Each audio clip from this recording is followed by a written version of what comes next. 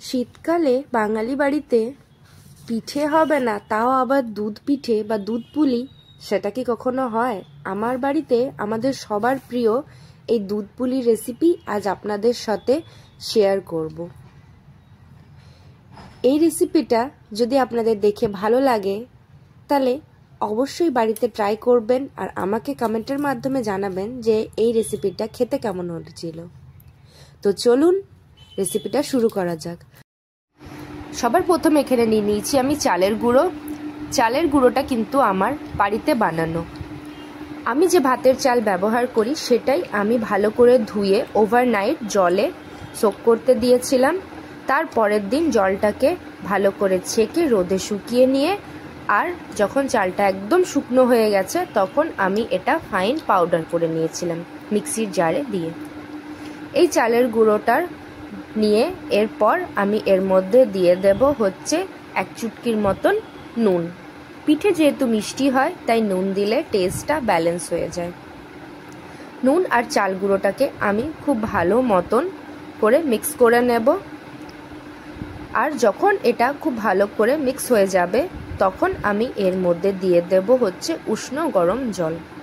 গরম জল দিলে বা গরম জল দিয়ে চাল গুঁড়িটাকে মাখলে চালের গুঁড়োটা ভালো মতন মাখাও হয় আর ডোটাও খুব নরম থাকে।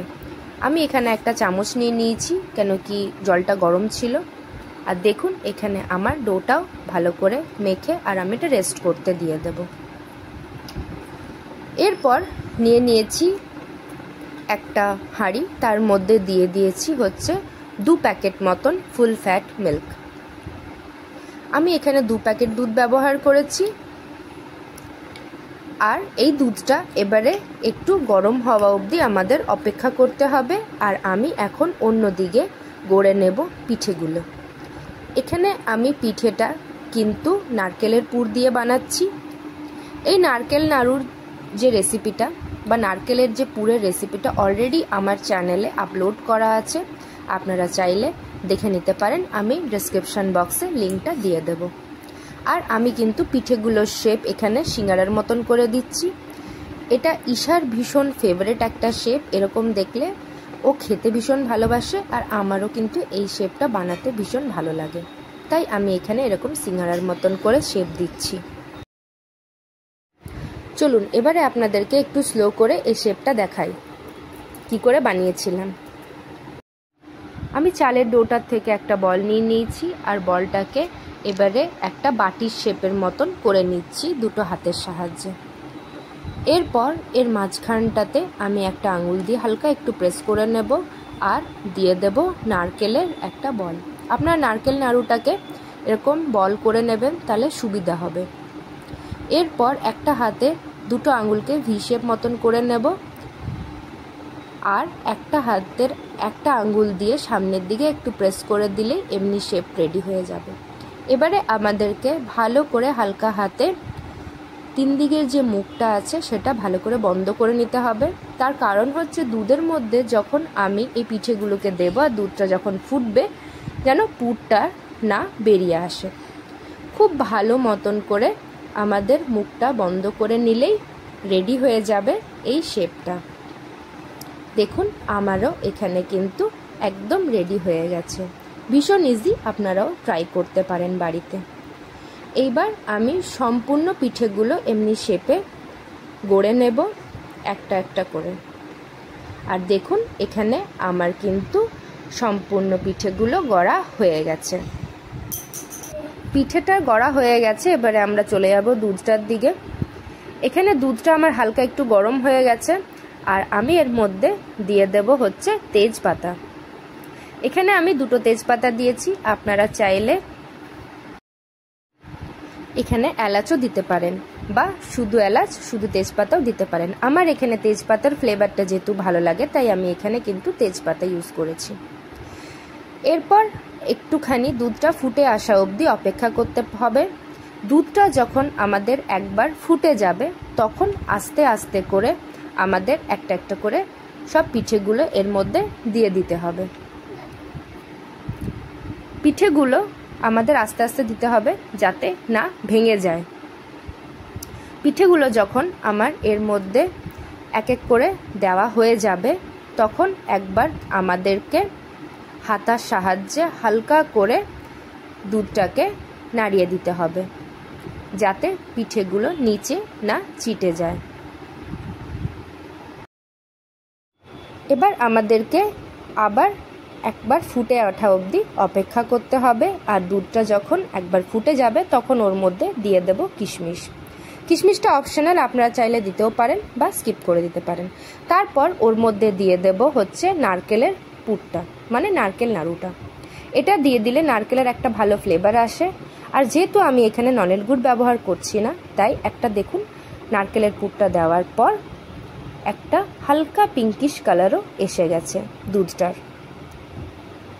এটা অবশ্যই দেবেন, তার কারণ হচ্ছে এটাতে নারকেলের ভালো একটা ফ্লেভার আসে। এরপর দিয়ে দেব হচ্ছে এর মধ্যে চালের গুঁড়ো। আমি এখানে 2 চামচ মতন চালের গুঁড়ো ব্যবহার করছি। এই চালের গুঁড়োটা কিন্তু ফাইনলি পাউডার নয়, একটু রাফ আছে। সব কিছু দিয়ে দেওয়ার পর আমি একবার এটাকে ভালো করে মিক্স করে নেব। আর চালের গুঁড়োটা দেওয়ার মেন কারণ হচ্ছে যে এই দুধটা ভালো মতন আমাদের ঘন হয়ে যাবে। এবার আমাদেরকে ভালো করে ফুটিয়ে নিতে হবে দুধটাকে। দুধটা যত ঘন হবে তত আমাদের কিন্তু পিঠেগুলো ভালো মতন সিদ্ধও হয়ে যাবে। দেখুন এখানে দুধটা ঘন হয়ে গেছে আর আমাদের পিঠেগুলো কিন্তু অনেকটা ট্রান্সপারেন্ট হয়ে এসছে, তার মানে পিঠেগুলো সিদ্ধ অলমোস্ট হয়ে গেছে। আর একটু কিছুক্ষণ আমাদের ওয়েট করে নিতে হবে। তারপর এর মধ্যে আমরা দিয়ে দেব হচ্ছে চিনি। আপনারা চাইলে গুড়, নলেন গুড় যা ইচ্ছে আপনাদের খুশি মতন ব্যবহার করতে পারেন। আমি এখানে 2 স্কুপ মতন চিনি দিয়েছি। আর চিনি দেওয়ার পরেই কিন্তু ফ্লেমটা অফ করে দিতে হবে। আর গুড় দিলে কিন্তু অবশ্যই ফ্লেমটা অফ করে তারপরে গুড়টা দেবেন। এটা ভালো করে আমাদের মিক্স করে নিতে হবে। ভালো করে মিক্স করে নেওয়ার পর এখানে এবারে আমি দেব একটা খুব ইম্পর্টেন্ট ইনগ্রিডিয়েন্ট, যেটা হচ্ছে ঘি। আমি এখানে 1 চামচের মতন ঘি ব্যবহার করেছি। যারা ঘি দেন তারা জানেন যে ঘি দেওয়ার পরে এই দুধ পুলির টেস্টটা কতটা বেড়ে যায়। আর যারা এখনও পর্যন্ত ঘি ইউজ করেন না তারা অবশ্যই প্লিজ ট্রাই করে একবার দেখবেন যে কতটা টেস্টটা ইনক্রিজ হয়। তো আমাদের দুধ পুলি বা দুধ পিঠে একদম রেডি হয়ে গেছে। এবারে পালা হচ্ছে এটা গরম গরম সার্ভ করে নেওয়ার। আমি এখানে সার্ভ করার পর দিয়ে দিয়েছি একটু রাফলি চপড আমন্ডস আর কাজু ডেকোরেশনের জন্যে প্লাস ফ্লেভারের জন্যেও। তো এখানে আমার দুধ পুলি বা দুধের পিঠে রেডি হয়ে গেছে। দেখে কেমন লাগছে সেটা তো জানাবেনই অবশ্যই। তার সাথে সাথে সবসময় ভিডিও বা ফটো দেখলে বোঝা যায় না টেস্টটা কেমন হয়েছে, তার জন্যে আমাদেরকে কিন্তু বাড়িতে ট্রাইও করতে হবে।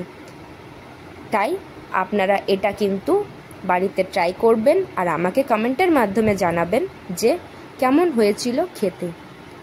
আর আমার চ্যানেলটাকে লাইক, শেয়ার, সাবস্ক্রাইব করে দেবেন সুন্দর সুন্দর ভালো ভালো রেসিপিদের জন্য। তো আজকের জন্য এইটুকুই, বাই।